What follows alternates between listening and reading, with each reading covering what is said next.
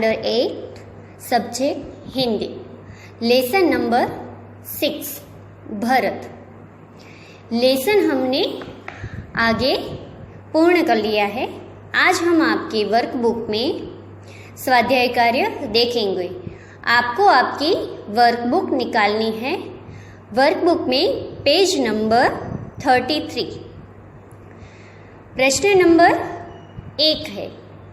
निम्नलिखित प्रत्येक प्रश्न के उत्तर के लिए दिए गए विकल्पों में से सही विकल्प चुनकर उसका क्रम अक्षर प्रश्न के सामने दिए गए बॉक्स में लिखिए। प्रश्न 1 है, सर्वदमन के मुख की दमक रिक्त स्थान के समान थी। ऑप्शन है ए बिजली, बी अग्नि, सी सोने, डी हीरे। हमने लेसन देखा, उसमें सर्वदमन, तो ये किसका नाम था? तो भरत का। तो ऋषि मुनियों ने उसका ये नाम रखा था सर्वदमन। अब हमने लेसन में देखा कि वह निडर बालक था और उसके मुख की दमक अग्नि के समान थी। तो सही उत्तर आएगा ऑप्शन बी। आपको सामने बॉक्स में ऑप्शन बी सही उत्तर लिखना है। दूसरा प्रश्न है, मेनका कौन थी? ऑप्शन है ए गंधर्व, बी महारानी, सी अप्सरा, डी देवी। तो सही उत्तर आएगा अप्सरा, ऑप्शन सी। सामने बॉक्स में आपको ऑप्शन सी सही उत्तर लिखना है। तो इस प्रकार से प्रश्न 1 के उत्तर आपको पूर्ण करना है। प्रश्न 2 है, कोष्ठक में से उचित शब्द चुनकर रिक्त स्थानों की पूर्ति कीजिए। रिक्त स्थान है एक, तेरा नाम ऋषियों ने रिक्त स्थान रखा है सो ठीक ही है। अब कोष्ठक में अलग अलग शब्द दिए गए हैं, जैसे कि कमल, अपराजित, तपोवन, सर्वदमन और स्नेह। तो हमने देखा कि भरत का नाम ऋषि मुनियों ने क्या रखा था? सर्वदमन। तपस्विनी उससे तब कहती है कि तेरा नाम ऋषियों ने सर्वदमन रखा है सो ठीक ही है। तो पहले रिक्त स्थान में सही रिक्त स्थान आएगा सर्वदमन। तो इस प्रकार लेसन के आधार पर आपको बाकी की रिक्त स्थानों की पूर्ति करनी है। प्रश्न नंबर 3 है, सही वाक्यांश चुनकर विधानों को पूर्ण कीजिए। पहला है, दुष्यंत ने सर्वदमन को ऋषि कुमार समझ लिया क्योंकि विकल्प है ओ उसकी वेशभूषा ऋषि कुमारों जैसी थी, ब उन्होंने सर्वदमन को ऋषि के आश्रम में देखा था, क उसके बाल ऋषि कुमारों जैसे थे। तो सही विधान क्या आएगा कि उन्होंने सर्वदमन को ऋषि के आश्रम में देखा था। तो सही वाक्यांश चुनकर आपको विधान को पूर्ण करना है, लिखना है। बाकी के विधान 2 और 3 भी आपको लेसन के आधार पर पूर्ण करके लिखना है। प्रश्न नंबर 4 है, निम्नलिखित प्रश्नों के उत्तर एक एक वाक्य में लिखिए। प्रश्न 1 है, सर्वदमन क्या करना चाहता था? तो हमने देखा था कि सर्वदमन श्री शावक के दांत गिनना चाहता था। तो आपको ऐसे एक वाक्य में उत्तर लिखना है। दूसरा प्रश्न है, तपस्विनी के अनुसार बालक का सर्वदमन नाम सार्थक क्यों था? तो सर्वदमन यानी कि जो भरत था वह निर्भीक होकर खेलता था और वन के प्राणियों के बच्चे से वह डरता भी नहीं था, इसीलिए उसका नाम सर्वदमन रखा था।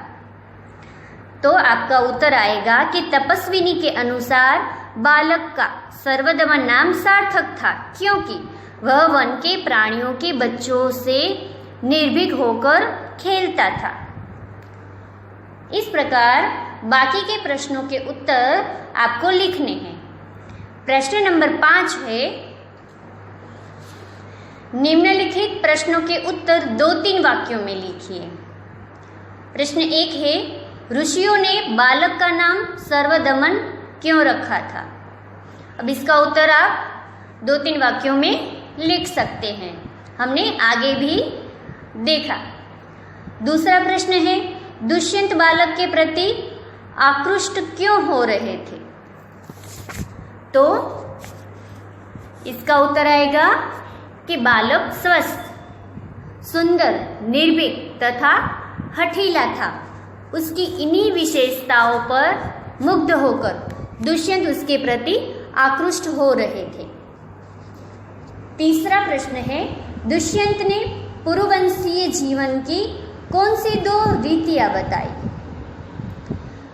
तो इसका उत्तर आएगा, दुष्यंत था वो पुरुवंशी ही था, तो उन्होंने ये 2 रीतियां बताई थी कि एक, कि वे युवावस्था में महलों में रहकर पृथ्वी की रक्षा और पालन करते हैं, और दूसरा कि वृद्धावस्था में वे तपस्वियों के आश्रम में वृक्षों के नीचे कुटी बनाकर रहते हैं। हमने लेसन में देखा ही था कि जब तपस्विनी दुष्यंत राजा से कहती है कि ये कोई ऋषि कुमार नहीं है पर ये पुरुवंशीय है, तब दुष्यंत तपस्विनी से ये 2 रीतियां पुरुवंश की बताता है कि अगर वो पुरुवंशी है तो अभी आश्रम में वह अभी इस उम्र में आश्रम में क्या कर रहा है। तो इस प्रकार से आपको प्रश्न के उत्तर 2-3 वाक्य में लिखने हैं। अब आपकी वर्कबुक में पेज नंबर 35 प्रश्न नंबर 6, निम्नलिखित प्रश्नों के उत्तर लिखिए। अभी आपको प्रश्न के उत्तर 4-5 वाक्यों में लिखने हैं। प्रश्न 1 है, दुष्यंत को कैसे पता चला कि सर्वदमन पुरुवंशी बालक है?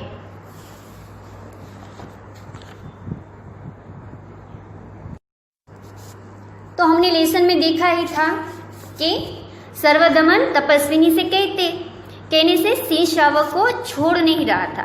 तब तपस्विनी ने दुष्यंत से कहा कि अब तुम ही शिव शावक को इसके हाथ से छुड़ाओ। दुष्यंत के कहने पर सर्वदमन ने सिंह शावक को छोड़ दिया। यह देखकर तपस्विनी को बहुत आश्चर्य हुआ कि दुष्यंत ने उसके आश्चर्य का कारण पूछा। तब तपस्वी ने कारण बताते हुए कहा कि इस बालक की सूरत तुम्हारी सूरत से बहुत मिलती जुलती है और यह बालक तुम्हें जानता नहीं है, फिर भी इसने तुम्हारा कहना मान लिया। तुम इसे ऋषि कुमार समझते हो पर यह ऋषि कुमार नहीं, पुरुवंशीय है।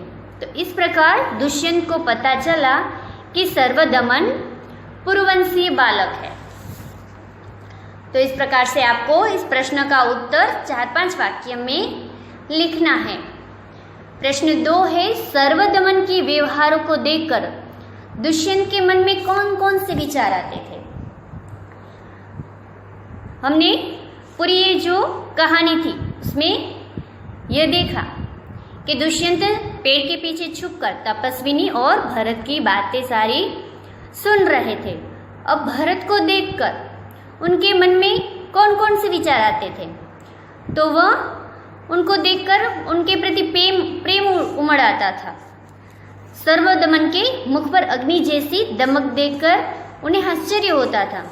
उन्हें लगता है कि यह निश्चय ही किसी तेजस्वी वीर का पुत्र है। बालक के हाथ में चक्रवर्तियों जैसे लक्षण और उसकी कमल जैसी हथेली देखकर वे आनंद और आश्चर्य में डूब जाते हैं। सर्वदमन के हाथ से श्री शावक को छुड़ाते समय वे बालक के हाथ का स्पर्श कर अत्यंत सुख का अनुभव करते हैं। वे सोचते हैं कि जब उन्हें इतना सुख होता है तो जिस भाग्यवान का यह बेटा है उसे कितना सुख होगा। तो ये सारे विचार दुष्यंत के मन में आते हैं। इस प्रकार आपको प्रश्न नंबर 3 और 4 के उत्तर 4-5 वाक्य में आपको लिखने हैं। प्रश्न नंबर 5, पेज नंबर 36। निम्नलिखित पात्रों का परिचय दीजिए। अब 2 पात्र दिए हैं आपको, दुष्यंत और दूसरा सर्वदमन। इस पात्र का आपको परिचय देना है कि दुष्यंत, तो वह राजा दुष्यंत पुरुवंशीय थे और उनका हृदय कोमल था, वह कोमल हृदय के व्यक्ति थे। बालक सर्वदमन की बाल चेष्टाएं उन्हें मुग्ध कर देती थी। उसके प्रति राजा के मन में स्नेह उमड़ने लगता था। तो हमारे लेसन के आधार पर ही हमने जो दुष्यंत का पात्र देखा है, उसी के आधार पर से ही आपको उसका पात्र परिचय कराना है। दूसरा है सर्वदमन यानी भरत। तो हमने देखा था कि भरत वह असाधारण बालक था। आश्रम की तपस्विनियों से उसे सिंह शावक को छोड़ देने के लिए समझाती है, पर वह उनकी बात नहीं मानता। वो कैसे निर्भीक था। वो वन में भी प्राणियों के बच्चों, सिंह जैसे बच्चों को वो उनके दांत गिनने के लिए खेलने ले आता था और उसकी मुख की दमक भी अग्नि जैसी थी। उसकी सूरत दुष्यंत की सूरत से मिलती है। अपराजित नामक रक्षा सूत्र भी प्रमाणित कर देता है कि सर्वदमन दुष्यंत का ही पुत्र है। इस प्रकार पिता और पुत्र दोनों एक दूसरे से अनजान हैं, फिर भी उनके बीच पिता पुत्र जैसी